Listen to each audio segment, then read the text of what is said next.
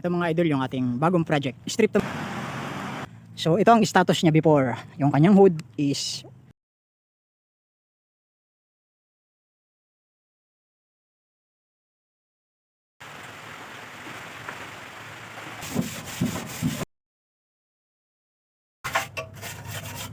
yun, nadali natin.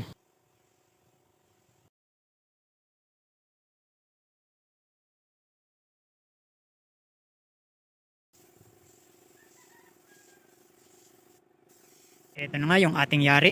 So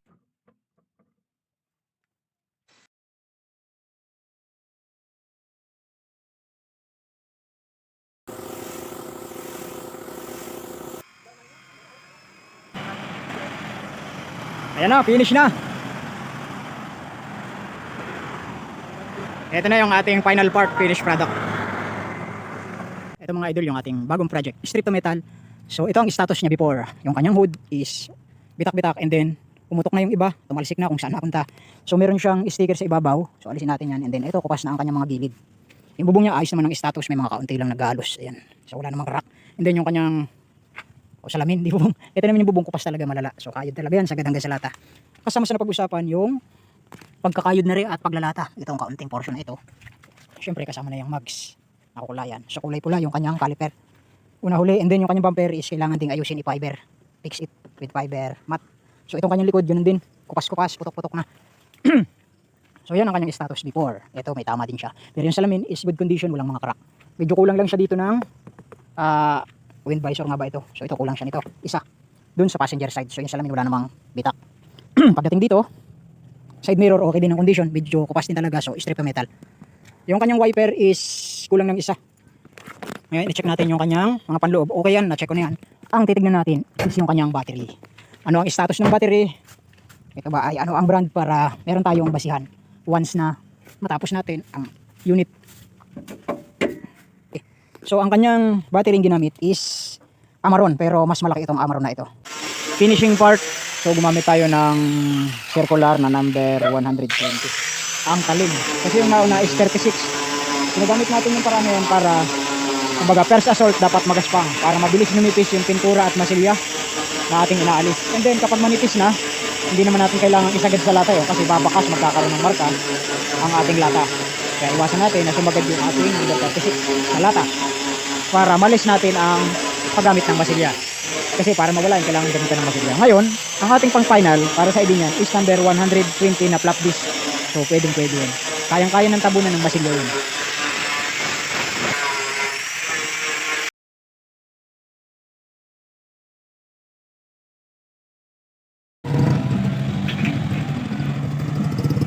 Nice one! And ito na ang resulta ng ating trabaho. Medyo matagal talaga. Pero yes, salamat!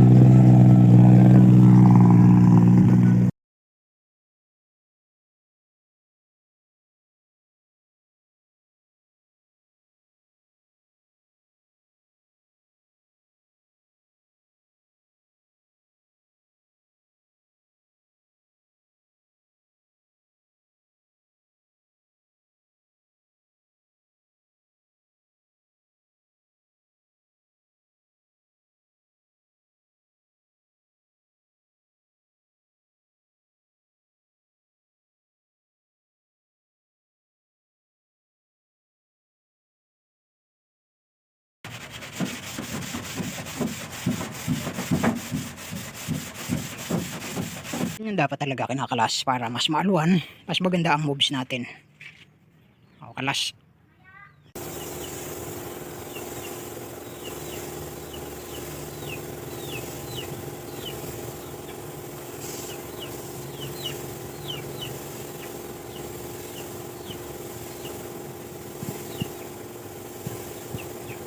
So tayo ay nagkalas ng mga panel, bumper, fender at saka hood. So labas na ang kanyang bituka.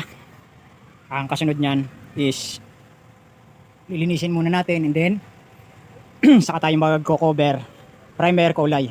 So ito yung kanyang mga accessories, kinalas natin. Fender, bumper at saka hood. Strip to metal and then mas maalwan kasi kung kakalasin natin yung mga piyesa na yan bago tayo kumilos.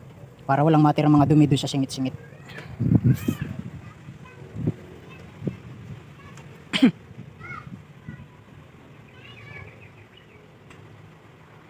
Kapag nagkalas na tayo ng ganyan, kumbaga sana hindi na hilamos, sila batiba. Mas maalwan maglinis pagkakalas at mas maalwan din magbuga kapag kalas, lalong lalo na sa mga singit-singit. Maalwan din maglagay ng mga cover. So ito yung ating before. Maalwan din magliha dahil hiwa-hiwala yung kanyang pyesa. So ang kasunod nyan, syempre maglilinis muna tayo.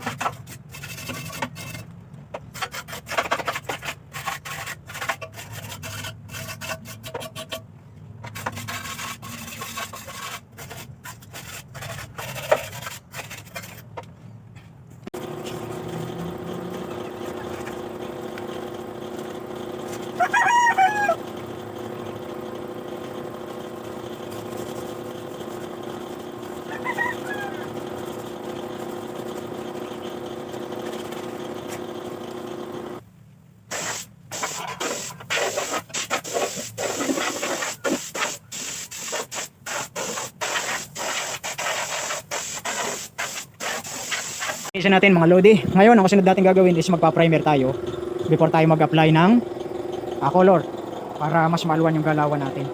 Naka-cover na. Pa-primer muna natin para mailapat natin yung kanyang mga taklob pagdating dito sa parte ng hood.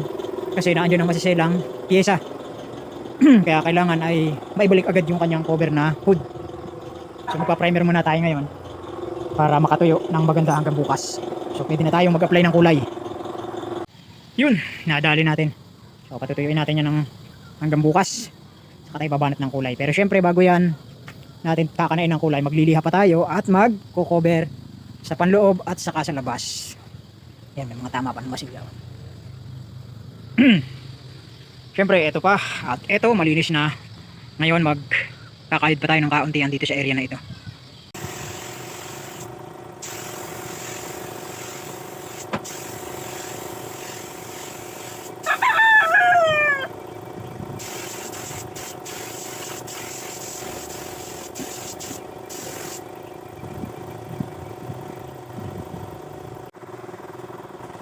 Ito mo yung pisel, tigtigan mo lang ng bilis, then i-check mo rin yung pressure ng hangin kung tama, ayos lang sa iyong capacity. So yung distance na mahalaga pa rin.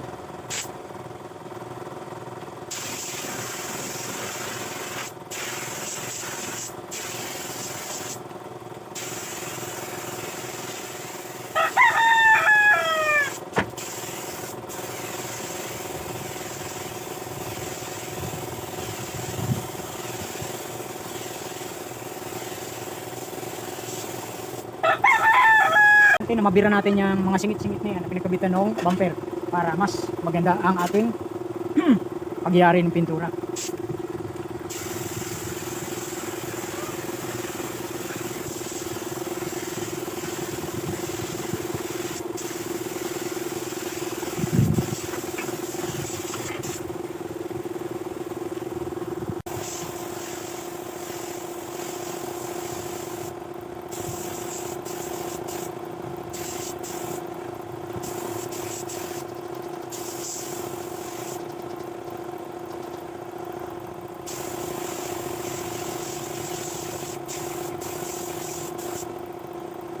Kulay at sa aking palagay is okay na yung pintura, pero bago natin i-final is titignan muna natin dun sa labas sa sikat ng araw kung pantay na ang metallic.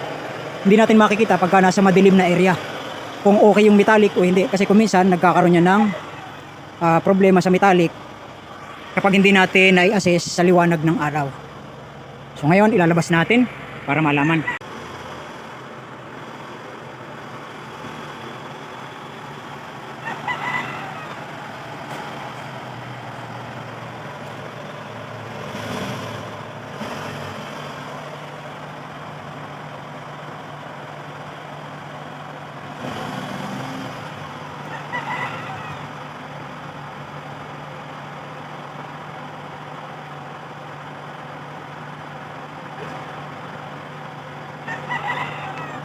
So, gagamitin natin ang sikat ng araw para makita natin kung tama yung ating metallic formation. Napaka-importante ng liwanag ng araw pagdating sa mga metallic. Natin titignan. Gilid.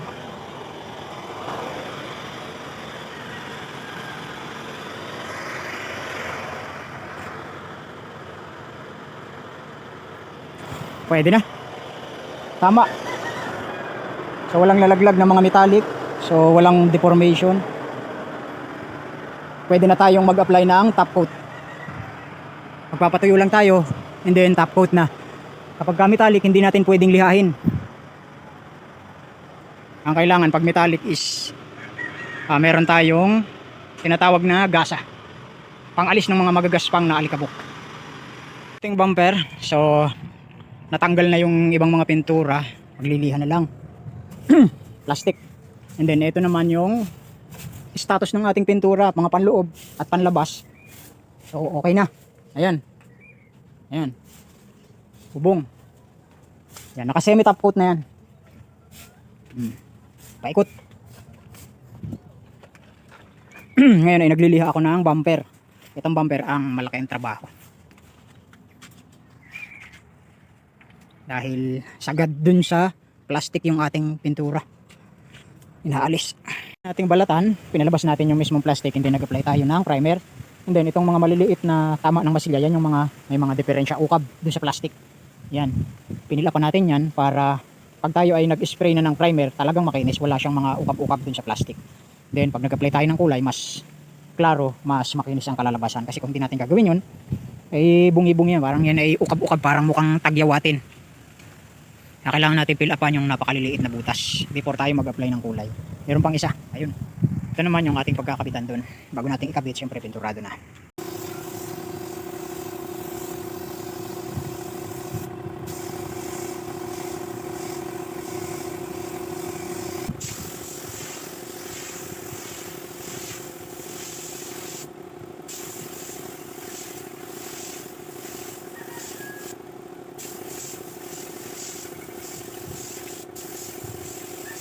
Ito na nga yung ating yari. So after nating balatan yung kanyang bumper, so nag-spray na tayo ng finishing na pintura.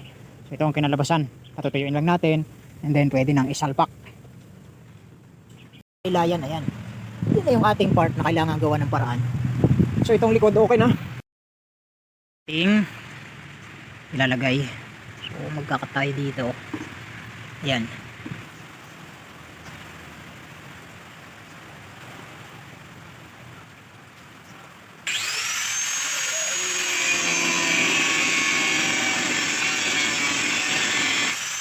Tayo baba natin na ay yan, kailangan natin yung gawa ng diskarte.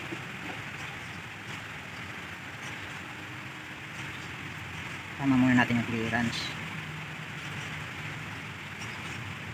Ayun.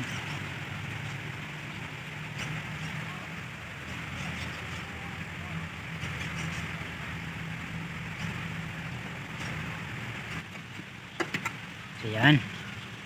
So ito talaga ang setup niya. Kasi siya yung ating i-welding dito sa gilid. Then doon sa side na yun. Kasi kapag nasa ibabaw, aangat, tatamaan ng pinto kapag nagsasara. So ito, dapat ang makuha nating clearance. Pag sinara itong isang pinto na ito, sasabit yan. Kaya kailangan nating habulin ay itong kanto na mapantay. So katulad ng discarding. Ayan.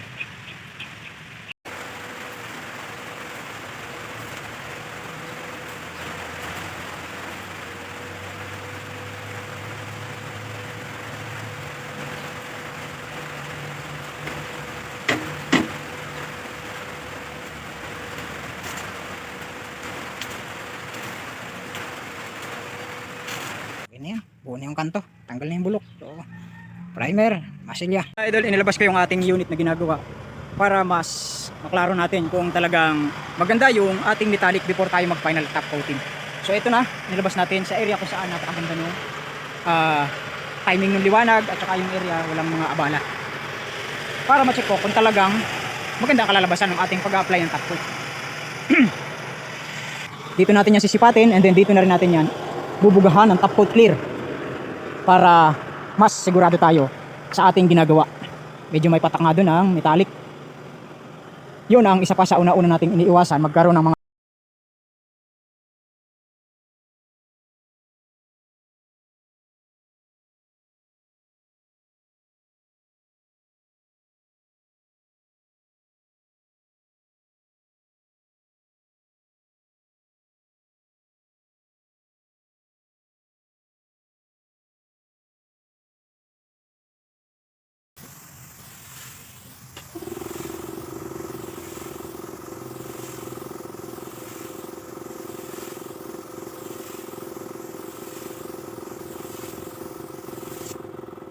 ating binuong kanto.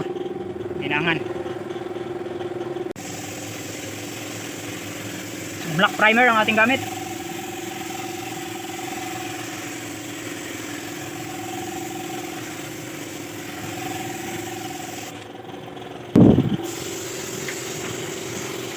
So hindi pa siya naliliha, hindi pa nababapping. So ito yan itsura niya before. So ayan, walang kakisig-kisig. Ano ba? Paano? Kada 5 taon yung papalit. Ilang praso yun? Pagdaan. Nakapag ka doon? Hindi naman yung magbubugong ng mga lokal doon eh. O makapal ngayon ng yung una, bubong nila yung manipes. Ayaw, kulurot. Yo. Kulurot. Ano ba yung dito?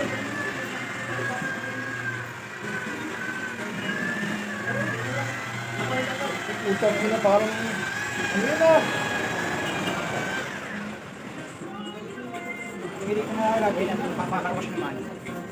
Nilipis sila.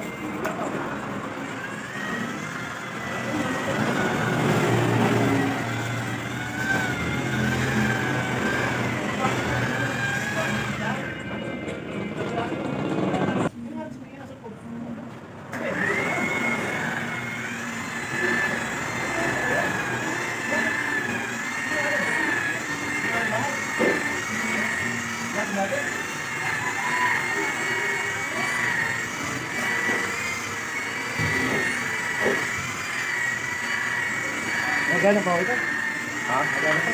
Wala lang mo to, pero wala na to. Nakasira lang to. Ano to? Nagano ko lang. Siguro na yan. Nakabarado na yan. Sundutin yung karayo. Siguro na gagawin. Huwag lang.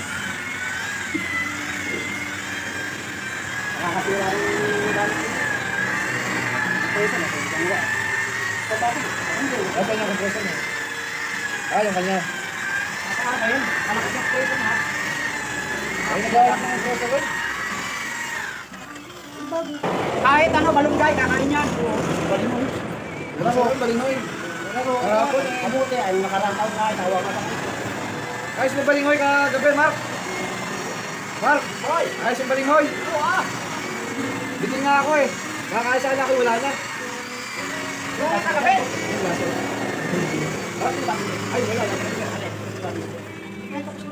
Kapagyo kaya inilabas.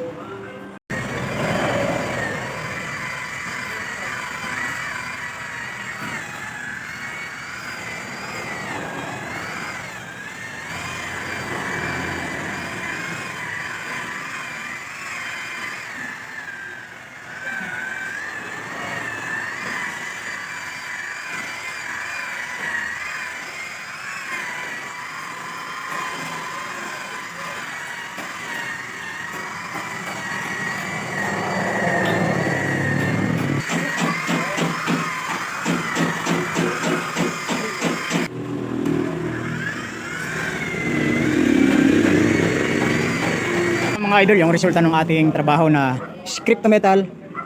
Syempre, price reveal pa natin. Sekreto na lang yun. So ito ang kinalabasan. Nabapping na yan, ikakarwash lang and then wax. Wala dun sa may gulong na yan, yung mga brake drums na yan, hanggang dun sa mga tambol. And then mudguard, kinulayan natin yan, maging itong handle. So itim lang, common color. So natapos na natin i-bapping, kakarwash na lang yan and then wax. So yun na ang kinalabasan ng ating trabaho. Pinapaliguan na. Pagkatapos ng lahat, paligo naman. Para daw malinis na malinis, kailangan sabunin.